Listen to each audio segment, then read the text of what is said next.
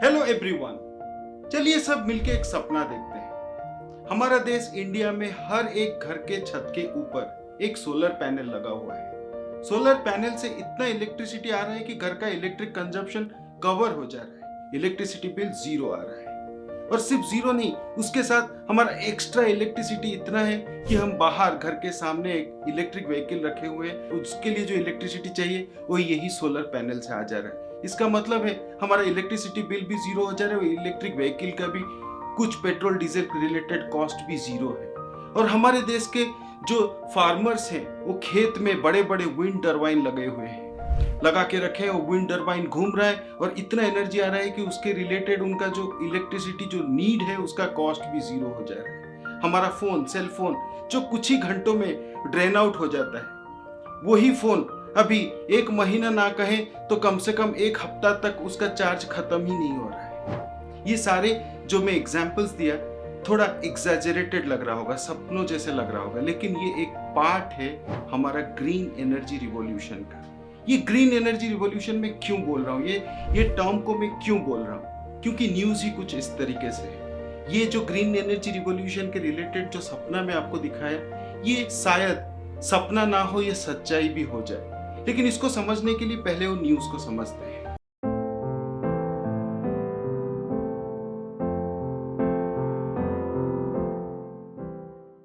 Recently एक news आया, जम्मू कश्मीर का रायसी डिस्ट्रिक्ट में 5.9 मिलियन टन लिथियम मिला। लिथियम को याद करें, लिथियम एक प्रीशियस मेटल है। हम लोग जब पीरियोडिक टेबल पढ़ते थे ये नंबर 3 में आता था। याद करें, हाइड्रोजन, हीलियम, लिथियम तीसरा नंबर का एलिमेंट था, वही लिथियम। ये लिथियम इतना प्रीशियस एलिमेंट है कि इसको व्हाइट गोल्ड भी बोला जाता है। गोल्ड के साथ कंपेयर कर सकते हैं हम लिथियम को, क्योंकि उसका उतना यूटिलिटी है, वो उतना प्रीशियस है। लेकिन अभी समझते हैं ये जो 5.9 मिलियन टन है, बहुत सारे जीरोस लगे हुए हैं, लेकिन ये साइज कितना है। अगर मान ले हम लोग लिथियम को निकालें, एक ट्रक में डालें और ट्रक को एक एक लाइन में रखते हुए चले जाएं, आपको पता है कितना ट्रक चाहिए होगा। ये जो 5.9 मिलियन टन को ट्रक में भरने के लिए 40 लाख ट्रक चाहिए होगा, ये सारे 5.9 मिलियन टन को उसमें डालने के लिए। और ये 40 लाख टन को अगर कश्मीर से लेकर हम लोग कन्याकुमारी तक एक के बाद एक लाइन में रखते चले जाएं, इतना भी पूरा एक लाइन में कवर नहीं होगा। हमें 5 ट्रक का लाइन खड़ा करना पड़ेगा। मैं ये एक्सप्लेन कर रहा हूँ आपको समझाने के लिए कि कितना बड़ा रिजर्व लिथियम का मिला है, वो भी एक प्रीशियस गोल्ड के तरह जिसको ट्रीट किया जाता है। तो इसके बारे में और समझते हैं हम लोग। ये व्हाइट गोल्ड या लिथियम मेनली 4 जगह पे इस्तेमाल होता है। एक है विंड टरबाइन, एक है सोलर पैनल, और एक है ईवी, और एक है सेल फोन का बैटरी। तो ये चारों का अगर ध्यान रखें, ये चारों एनर्जी रिलेटेड है। तो अभी इस वीडियो में हम लोग 3 इंपॉर्टेंट सवाल का आंसर ढूंढेंगे। पहला, क्या इंडिया में energy revolution, green energy revolution आने वाला है? दूसरा, क्या हम लोग जो एनर्जी डेफिशिएंट स्टेट में है, एनर्जी डेफिशिएंट से एनर्जी सफिशिएंट के तरफ जा सकते हैं? तीसरा, क्या इंडिया रियली एक ग्लोबली एक सुपर पावर बनने वाला है? ये टॉपिक हम सबके लिए क्यों इंपॉर्टेंट है? आप लोग जानते हो हमारा देश एक एनर्जी डेफिशिएंट देश है। हमारे पास पेट्रोल और डीजल का रिजर्व नहीं, लेकिन ये जो लिथियम है ये हमारा एनर्जी सेक्टर को कंप्लीटली चेंज कर सकता है, ऐसे बहुत सारे साइंटिस्ट मानते हैं। तो अगर हम लोग पेट्रोल डीजल से जो डिपेंडेंसी है उससे निकल गए तो हमारा इंडिया का इकोनॉमी बदलेगा। इंडिया का इकोनॉमी बदलेगा तो सबका लाइफ बदलेगा, तो हमारा देश एक सुपर पावर रियली बन सकता है। इस टॉपिक को हम लोग डिटेल में जानने के लिए आगे हम लोग इसको डिटेल में समझेंगे। सब कुछ पॉजिटिव भी नहीं है, कुछ पार्ट नेगेटिव भी है, इसीलिए डिटेल में इसको समझते हैं। और आप लोग मेरे साथ इस वीडियो में लास्ट तक रहें। आपका व्यू मैं लास्ट में एक पूछूंगा, उसका आंसर मुझे जानना है। ये लिथियम डिस्कवरी का टॉपिक एक बहुत सीरियस टॉपिक है। इस टॉपिक में 2 एस्पेक्ट है, जैसे कॉइन का 2 साइड्स होते हैं। इस लिथियम डिस्कवरी को भी हम लोग 2 पहलू से डिस्कस कर सकते हैं, जिसको मैं 2 एस्पेक्ट बोल रहा हूँ। एक है पॉजिटिव एस्पेक्ट, एक है नेगेटिव एस्पेक्ट। पॉजिटिव एस्पेक्ट में पहला point, possibility of green energy revolution. हम लोग चलते हैं 1960s के टाइम पे। तब इंडिया बहुत गरीब था, हमारे देश में खाने का प्रॉब्लम था, हमारा एग्रीकल्चरल प्रोडक्शन बहुत लो था। तब गवर्नमेंट ऑफ इंडिया का एक प्राइम कंसर्न था कि हमारे देश के लोगों को खाना कैसे पहुंचाएं। बहुत सारे पॉलिसीज बने थे। उस पॉलिसीज में एक था कि एग्रीकल्चर में इंडस्ट्री प्रोडक्ट्स को लाके हम लोग एग्रीकल्चरल प्रोडक्शन को कैसे बढ़ा पाएं। तब 1968 में आया ग्रीन रिवॉल्यूशन। उसी तरीके से 1970s में मिल्क रिवॉल्यूशन हुआ। तब हमारे देश में इनफ मिल्क नहीं था, हमारे देश के बच्चे लोगों को मिल्क नहीं मिल रहा था इनफ। तब हुआ मिल्क रिवॉल्यूशन। वो भी गवर्नमेंट पॉलिसीज के थ्रू बहुत हेल्प मिला हमारा मिल्क प्रोडक्शन को। अभी एक ऐसा माहौल है, अभी ग्रीन एनर्जी रिवॉल्यूशन हो सकता है। अभी हालांकि काफी साल से हमारा current union government of India green energy को प्रमोट करने के लिए बहुत सारे सब्सिडीज दे रहे हैं। जैसे आप इलेक्ट्रिक व्हीकल खरीदेंगे, आपको सब्सिडीज मिलता है। आप घर के छत के ऊपर सोलर पैनल लगाएंगे, सब्सिडीज मिलता है। ये तो गवर्नमेंट पॉलिसीज अपने जगह पे सही है, लेकिन इसी मूवमेंट पे लिथियम का इतना बड़ा रिजर्व निकलना, इतना बड़ा रिजर्व का डिस्कवरी होना, ये एक पुश देगा हमारा ग्रीन एनर्जी रिवॉल्यूशन का।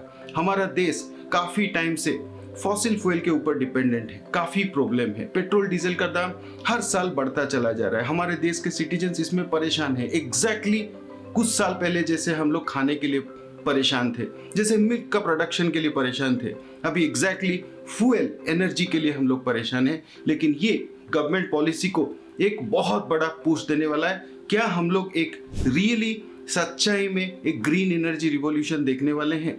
ये पॉजिटिव एस्पेक्ट का सेकंड पॉइंट, लेस इंपोर्ट मोर एक्सपोर्ट। हमारा देश इंडिया लिथियम या फिर लिथियम आयन बैटरीज के ऊपर हाईली डिपेंडेंट है। इंपोर्ट सेंट्रिक देश है हम लोग लिथियम लाने के लिए ऑस्ट्रेलिया एंड अर्जेंटीना के ऊपर डिपेंडेंट है, और लिथियम आयन बैटरीज के लिए हांगकांग एंड चाइना के ऊपर डिपेंडेंट है। हमारा देश में जितना लिथियम आयन बैटरीज यूज होता है उसका 70% सिर्फ यही चाइना एंड हांगकांग से आता है। आप लोग अपना सेल फोन का बैटरी चेक कर लीजिए, लैपटॉप का बैटरी चेक कर लीजिए, बहुत ब्राइट चांस है कि उसके ऊपर मेड इन चाइना या मेड इन हांगकांग ही लिखा होगा। क्या ये मेड इन चाइना और made in Hong Kong lithium batteries के मैटर में अभी हम लोग एक्सपोर्ट ओरिएंटेड होके मेड इन इंडिया में शिफ्ट हो पाएंगे? फॉरेन कंट्रीज में मेड इन इंडिया का बैटरीज आएगा? ये पॉसिबल है, ये एक्सपोर्ट बढ़ने से ये पॉसिबल है। अभी एक्सपोर्ट इंपोर्ट का डेटा को थोड़ा समझते हैं। अगर मिनिस्ट्री ऑफ माइनिंग का डेटा पकड़े 2020 और 2021 में इंडिया में लिथियम या lithium ion batteries related 9,000 crore का इंपोर्ट हुआ था। अगर हम लोग ये इंपोर्ट को रोक दें और उतना ही अमाउंट का एक्सपोर्ट कर दें, 9,000 हम लोग बाहर का कंट्रीज को देते थे, अभी 9,000 करोड़ हमारा देश में आएगा। मतलब नेट 18,000 करोड़ का हमारा रेवेन्यू एडिशन होगा। ये 18,000 करोड़ थोड़ा इमेजिन करने में डिफिकल्ट होता है। इसको समझाने के लिए एक सिंपल कंपैरेटिव स्टडी दे रहा हूं। रिसेंटली मोदी जी एम्स का एक इनॉग्रेशन किए बिलासपुर में। उसका बजट है सिर्फ 1,500 करोड़। मतलब एक एम्स बनाने के लिए 1,500 करोड़। अगर हम लोग ये लिथियम इंपोर्टिंग कंट्री से लिथियम एक्सपोर्टिंग कंट्री हो जाएगा, जिसके बाद 18,000 करोड़ का रेवेन्यू एडिशन होगा, इसका मतलब हमारा नेट 12 एम्स क्रिएट हो सकता है उसी रेवेन्यू में। देखें आप लोग लिथियम का पावर क्या है। इंपोर्ट से हम लोग एक्सपोर्ट पे अगर शिफ्ट हुए लिथियम के लिए, एक लिथियम रिजर्व के लिए, तो 12 एम्स क्रिएट हो सकता है। ये कंपैरेटिव स्टडी है। आप लोग इसमें वैल्यू समझ पाए होंगे, लिथियम इंपोर्ट से एक्सपोर्ट होने का फायदा क्या है। ये पॉजिटिव एस्पेक्ट का तीसरा point, EV sector boom. Yes, electric vehicle sector का बूम। अभी इसको समझते हैं। गवर्नमेंट ऑफ इंडिया हमारे देश में ईवी को एक्सपैंड करने के लिए पॉलिसीज बना रहा है। एक ईवी लेने के लिए हमें बहुत सारे सब्सिडीज मिलते हैं, लेकिन अभी लिथियम डिस्कवरी के साथ ये जो पॉलिसी है, ये पॉलिसी को पावर मिलेगा। अभी बहुत सारे डोमेस्टिक मैन्युफैक्चरर्स जो कार मैन्युफैक्चरिंग या टू व्हीलर मैन्युफैक्चरिंग में ईवी सेक्टर में, उनको एक एंथुजियाज्म, एक पॉजिटिव एनर्जी मिलेगा क्योंकि लिथियम रिजर्व हमारे देश में है। फॉरेन के मैन्युफैक्चरर्स जैसे कि टेस्ला जैसे एक्सपर्ट कंपनी जो ईवी बनाते हैं, उन लोगों को एक मोटिवेशन मिलेगा कि हमारे देश में आके ये लिथियम रिजर्व को इस्तेमाल करते हुए मेक इन इंडिया कैंपेन के अंडर कार या टू व्हीलर्स मैन्युफैक्चर करें। हमारे देश में बहुत कंज्यूमर्स हैं, हमें कार या टू व्हीलर्स का बहुत रिक्वायरमेंट है। ये एक इंडस्ट्री ही बूम कर सकता है। ये लिथियम रिजर्व्स के लिए एक पॉजिटिविटी माहौल क्रिएट हो सकता है। ईवी सेक्टर का ग्रेविटी को समझने के लिए कुछ डेटा एनालाइज करते हैं। अगर वर्ल्ड बैंक का डेटा समझे, 2030 तक वर्ल्ड वाइड 500% ईवी सेक्टर का ग्रोथ होने वाला है। इसका मतलब सिंपली अगर समझे, अभी अगर आपको रोड के ऊपर एक गाड़ी दिख रहा है, 2030 तक वो 6 गाड़ी के बराबर हो जाएगा।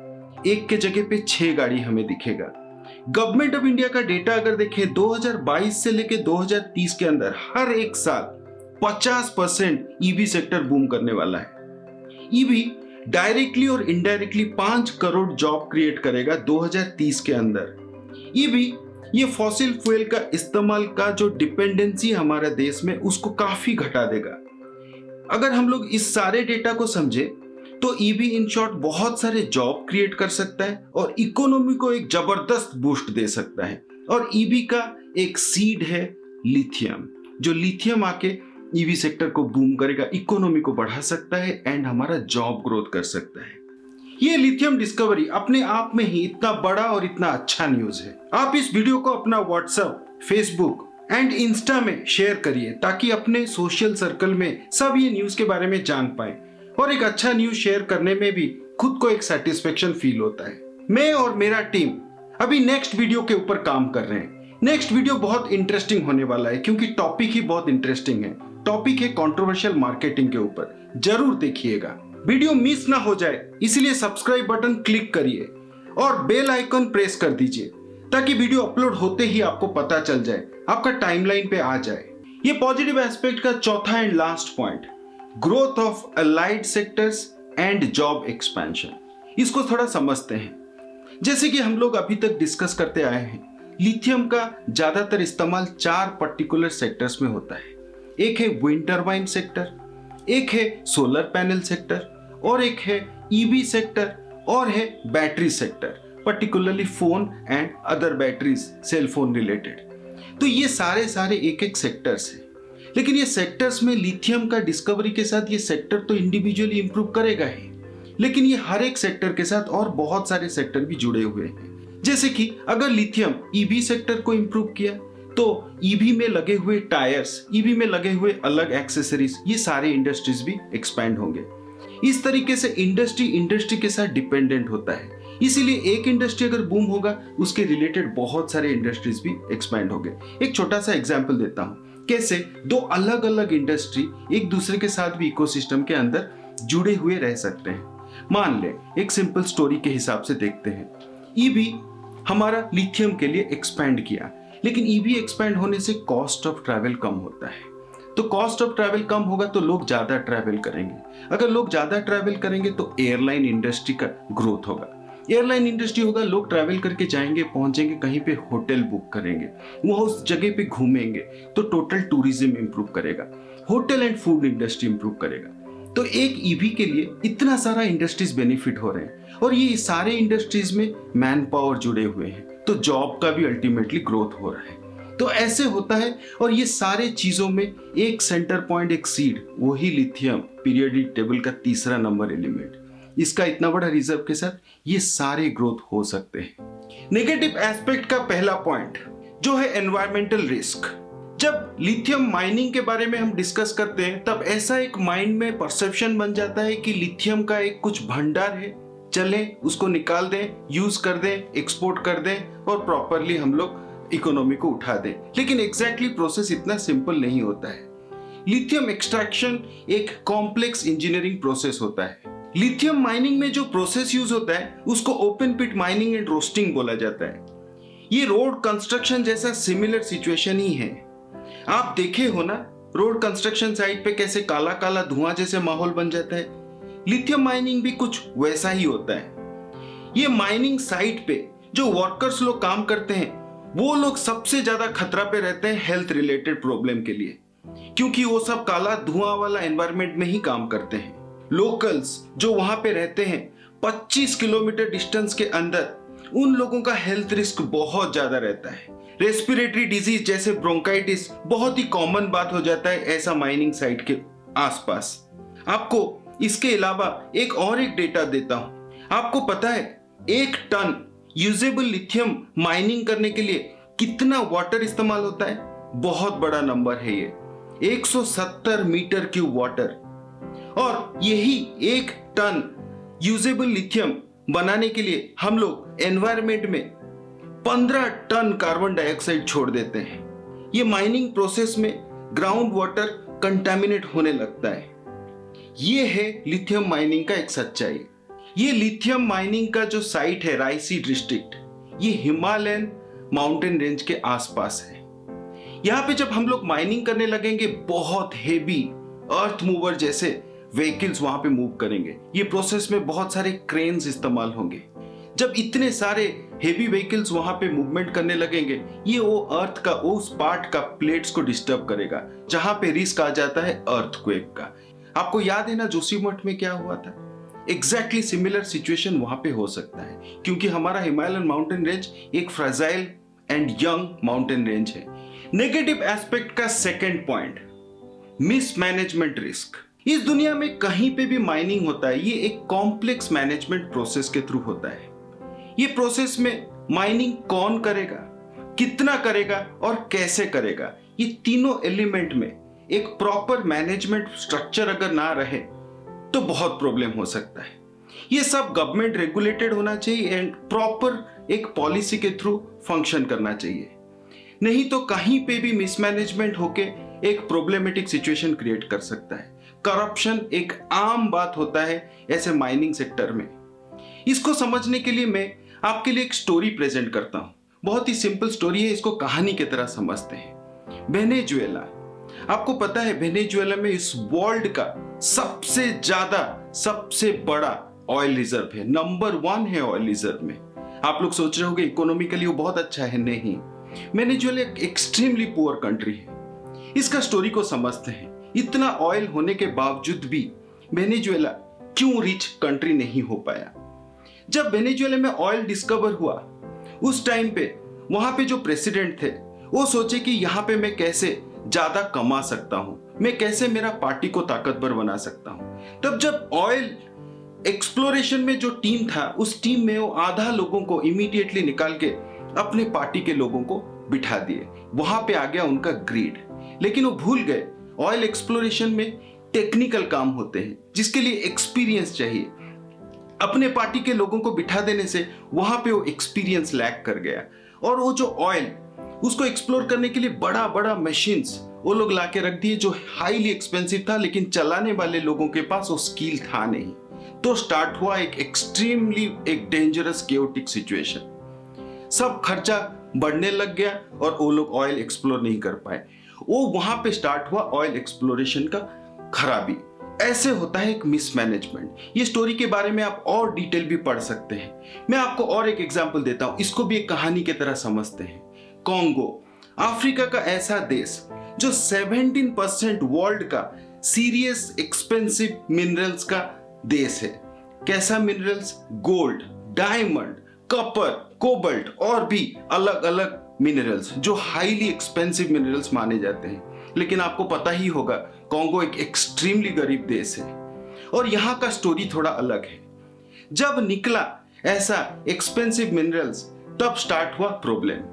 जिसके जमीन पे ये मिनरल्स निकला, वो लोग ग्रीड में आ गए। वो बोले इसका मालिक मैं हूं, और गवर्नमेंट बोला ये तो नेशनल प्रॉपर्टी है। तो दोनों में एक टसल स्टार्ट हो गया, और यही टसल के लिए स्टार्ट हुआ, क्या पता है आपको? Civil war. जनता और सरकार एक दूसरे के साथ लड़ने लगे, और ये इतना लंबा चला ये सिविल वॉर, जिसमें काफी लोगों का डेथ हुआ। यहाँ पे बहुत फॉरेन पावर भी इन्वॉल्व हुए वही मिनरल्स को एक्सप्लॉइट करने के लिए। इसके ऊपर एक मूवी बना हुआ है, आप जरूर देखें। इसके ऊपर आपका आइडिया भी क्लियर होगा, और मूवी बहुत इंटरेस्टिंग भी है। वो मूवी का नाम है दिस इज कॉन्गो, आप जरूर देखें। मिसमैनेजमेंट होने से मिनरल एक्सट्रैक्शन सक्सेसफुल नहीं हो सकता। सरकार को एक प्रॉपर पॉलिसी बनाना चाहिए, जिस पॉलिसी के थ्रू मिनरल से क्रिएट करने वाला जो रेवेन्यू है, वो रेवेन्यू को देश के अलग अलग सेक्टर में कैसे इस्तेमाल कर सकते हैं, लोगों का भलाई के लिए, अलग अलग सेक्टर्स का इंप्रूवमेंट के लिए, ये एक जरूरी पॉइंट होता है। ये नेगेटिव एस्पेक्ट का तीसरा पॉइंट, इंडिया पाकिस्तान रिलेशनशिप। ये जो लिथियम का डिस्कवरी हुआ, ये रायसी डिस्ट्रिक्ट में है, जो जम्मू कश्मीर रीजन में जाता है। कश्मीर ऑलरेडी एक डिस्प्यूटेड लैंड है। इसके लिए इंडिया पाकिस्तान के अंदर काफी टेंशन चलता है। अगर इंडिया पाकिस्तान के अंदर पीस ना हो तो इस जगह पे ये जो माइनिंग का प्रोसेस होगा, जो काफी एक्सपेंसिव ऑपरेशन है, काफी कैपिटल इसमें इन्वेस्ट होने वाला है, इस टाइम पे इन दोनों में पीस ना रहे तो कभी भी कुछ हो सकता है। लिथियम माइनिंग एक्सट्रैक्शन को अगर हम लोग सक्सेसफुली करके देश का बहुत इकोनॉमिक बेनिफिट करना चाहते हैं तो ये इंडिया पाकिस्तान का टेंशन नहीं रहना चाहिए। हम लोग लिथियम माइनिंग के बारे में समझे, लिथियम माइनिंग के दो एस्पेक्ट को भी समझे। पॉजिटिव साइड में 4 स्ट्रॉन्ग पॉइंट था जिसमें हमें economic growth, job growth, various sector का ग्रोथ दिखा। लेकिन नेगेटिव एस्पेक्ट में ऐसा 3 पॉइंट मिला जो थोड़ा डरावना भी है। यहाँ पे हमें एक स्टैंड लेना है। आप लोगों को क्या लगता है इसमें क्या होना चाहिए? मैं मेरा पॉइंट ऑफ व्यू रख दिया, लेकिन आप लोगों का व्यूज का इंतजार है। आप लोग क्या सोचते हैं इसके बारे में दिल खोल के लिखें। कोविड पैंडेमिक के बाद इस दुनिया में एक नया स्किल का डिमांड बहुत बड़ा है, वो है एंटरप्रेन्योरशिप स्किल, जिसको अभी हर कोई जानना जरूरी है। देश में अगर ये स्किल जानेंगे तो बहुत इंप्रूवमेंट होगा। इसी मकसद से एक कोर्स बनाया गया है जो आप चेकआउट कर सकते हैं bugapi.com साइट पे। लिंक नीचे डिस्क्रिप्शन में है। bugapi.com Barcelona university and IIM के अलुमनाई के कोलैबोरेशन से बना हुआ है। आसान भाषा में एकदम सिंपल वर्ड्स में समझाया गया है। आप अगर सीखना चाहते हैं चेकआउट करें, या फिर आपके कोई दोस्त या फैमिली मेंबर अगर ये सीखना चाहते हैं तो उनके साथ भी शेयर करें।